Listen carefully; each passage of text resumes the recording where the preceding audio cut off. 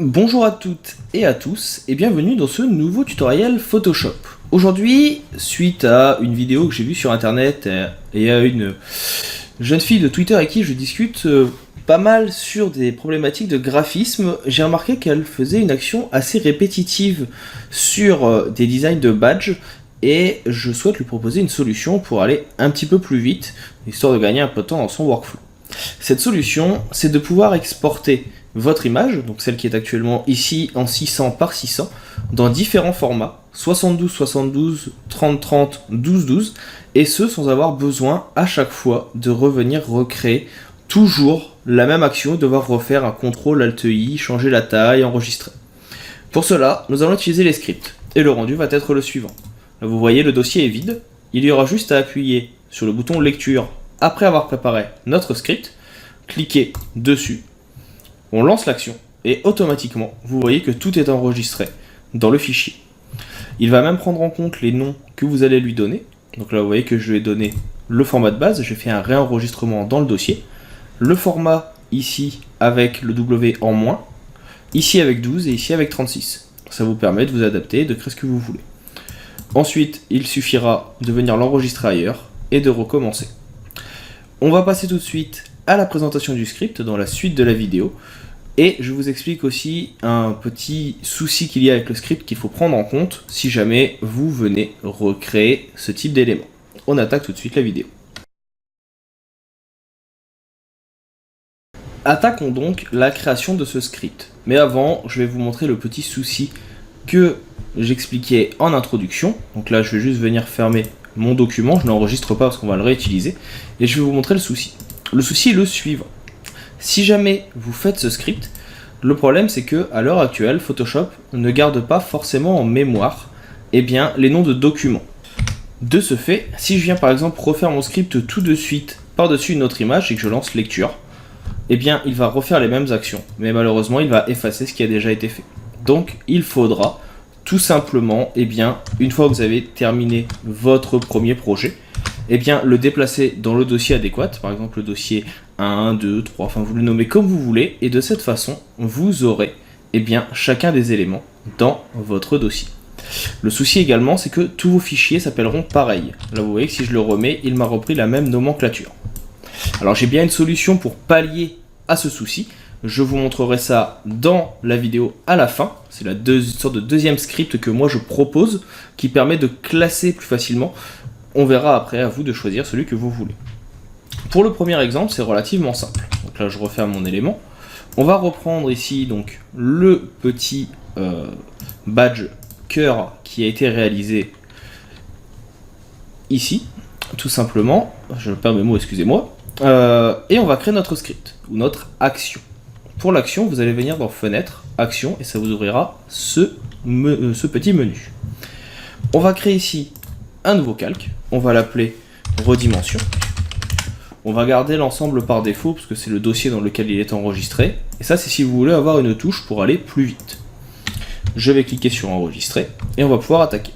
La première chose que je vais faire ici, c'est un enregistrement. Je vais faire donc CTRL, SHIFT, ALT, S.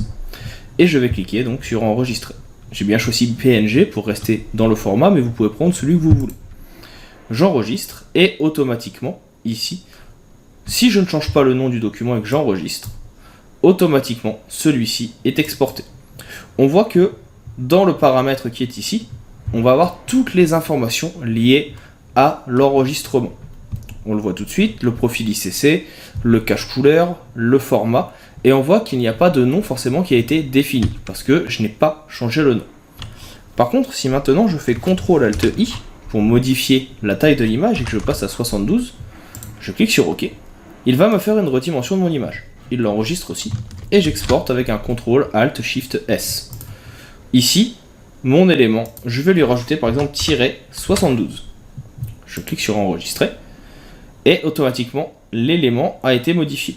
On voit dans le dossier d'ailleurs que l'élément est mis en place. Je refais mon action, CTRL ALT I, CTRL, voilà. Je vais mettre donc, on a dit, si ma mémoire est bonne, 36. Pareil, j'enregistre. Donc là, c'est assez répétitif, mais au moins, je le sais.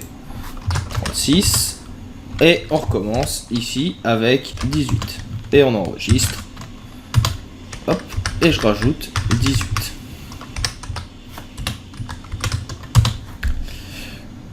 J'arrête mon enregistrement, ici. Et donc là on regarde, si par exemple j'ouvre ma deuxième exportation, on voit que par contre, il a demandé à ce que le nom du fichier soit personnalisé dans le format. Donc c'est là le souci que j'ai, c'est-à-dire que là, tout est bien enregistré. Si j'efface, que je reviens au format de base, donc ici je reviens à la version précédente, et que je lance mon script, hop, aucun souci. Automatiquement, tout est enregistré. Le problème, c'est que ces noms seront tout le temps gardés de la même façon. Pour arranger ça, il y a une petite solution que personnellement j'utilise quand j'ai énormément de projets à mettre en place. Et en plus, ça permettra d'allier ça avec le logiciel Bridge par la suite. Imaginons que j'ai donc effacé celui-ci. On va effacer notre élément qui est ici. Je vais revenir à la version précédente. Et ici, je vais dupliquer mon calque. Donc, je vais faire un clic droit sur mon calque, dupliquer le calque, et on va le mettre dans un nouveau dossier, nouveau document. Je clique sur OK. Alors, bien sûr, petite bêtise de ma part. Donc, dupliquer le calque. On va le mettre dans un nouveau.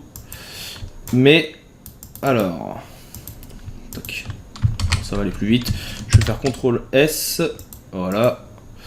Je vais remplacer le PNG qui est ici. On va le renommer. Donc il est là. Je vais CTRL C, CTRL V. Comme ça, celui-ci, je vais l'appeler 2. Je l'importe. Donc, vous voyez, c'est exactement les mêmes. Il y en a juste un, c'est 2. Et l'autre, c'est le nom de l'œuvre. Je vais faire ici un CTRL U. On va juste le changer de couleur rapidement pour faire la différence entre les deux. Et que vous voyez. Hop. Alors, quelle couleur?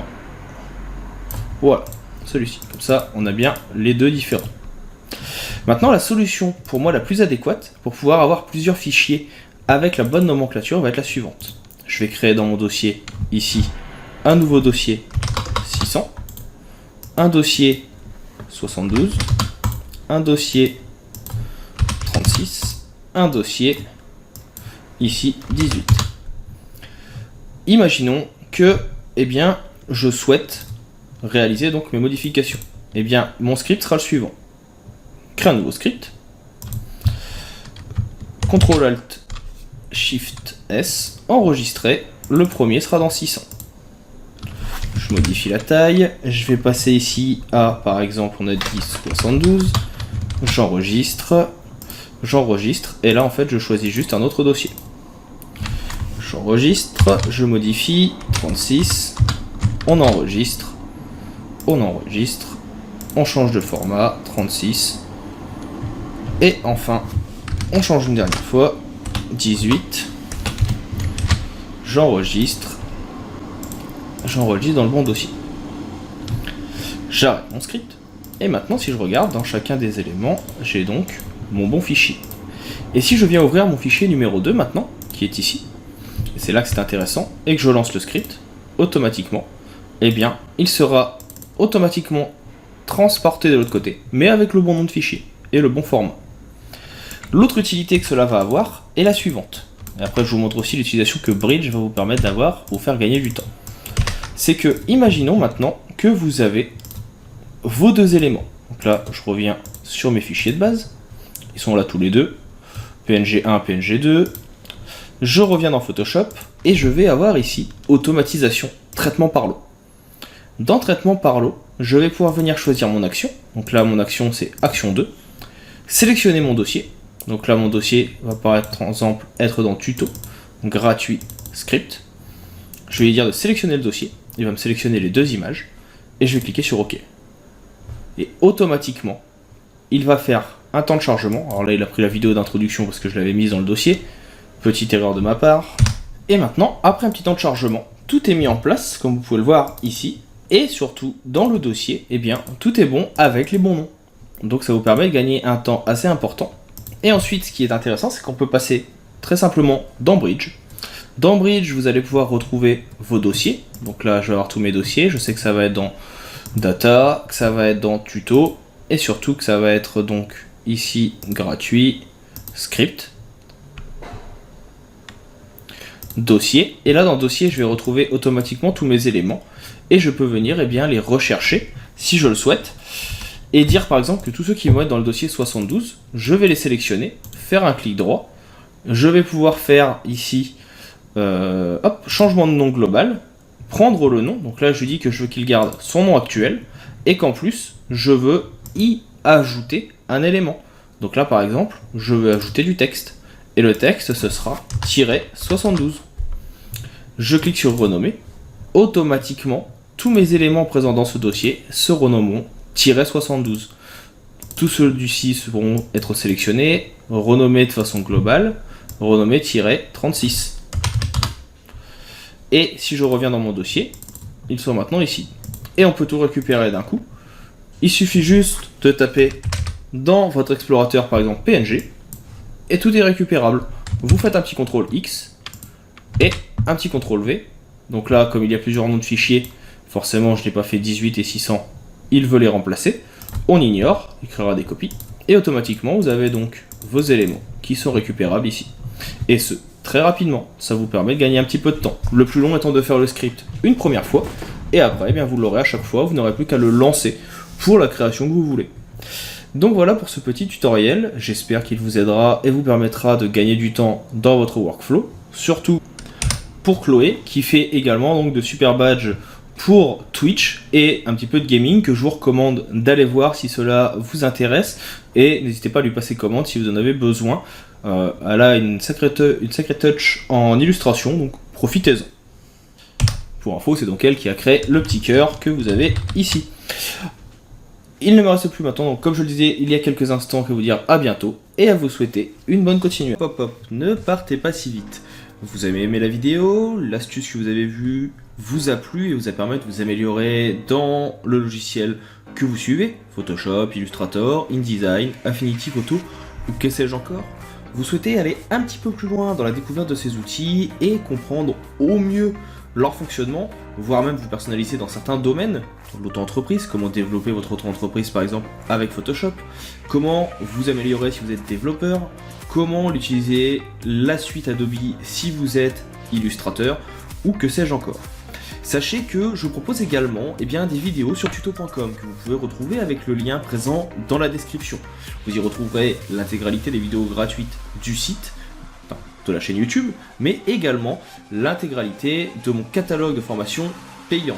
Il arrive régulièrement que je propose sur la chaîne YouTube, mais aussi sur les réseaux sociaux, des codes promo pour les avoir à moins cher, donc n'hésitez pas à les suivre pour pouvoir rester à l'affût des dernières nouvelles.